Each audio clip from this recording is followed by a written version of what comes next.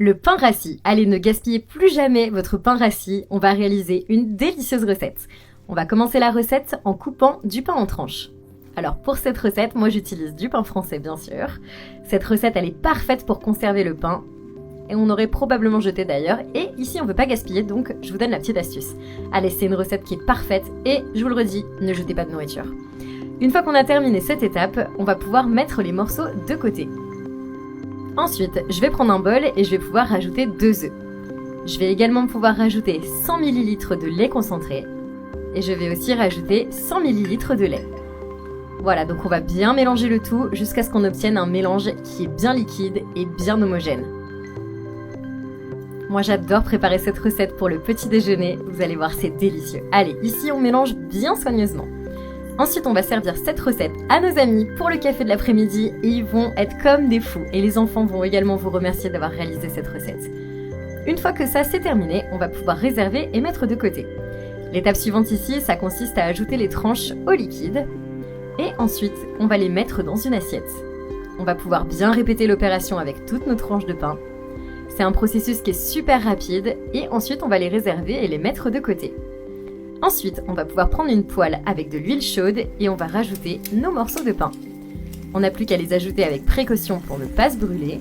Et on va rajouter toutes nos tranches avec précaution.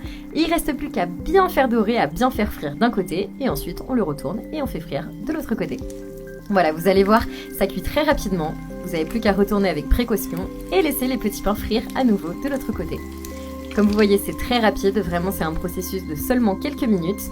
Ensuite, on va pouvoir éteindre notre feu, retirer nos tranches de pain.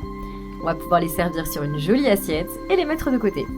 Alors, l'astuce ici, ça consiste à bien enlever l'excédent d'huile. Et vous allez voir, cette recette, elle est délicieuse. Vraiment, c'est un régal. Et ensuite, pour finir, la petite étape facultative, mais que moi j'adore, on va pouvoir rajouter une tasse de sucre dans une assiette. On va également rajouter une petite cuillère à soupe de cannelle. On va bien mélanger jusqu'à ce que la cannelle se mélange au sucre. Comme vous voyez, comme d'habitude, c'est une recette qui est vraiment super facile, très très simple à réaliser. En plus, c'est rapide. C'est une recette qui fonctionne super bien pour les enfants, vous allez voir, ils vont absolument adorer. Moi, j'en suis vraiment sûre. Voilà, donc la dernière étape ici, ça va consister à bien mélanger notre pain avec le sucre et le mélange à la cannelle. Voilà, donc on mélange bien le tout, on enrobe bien notre pain perdu. Et maintenant, on n'a plus qu'à réserver, on va pouvoir mettre de côté et puis on va continuer le processus avec toute la quantité de pain. Non mais regardez comme ça a l'air délicieux.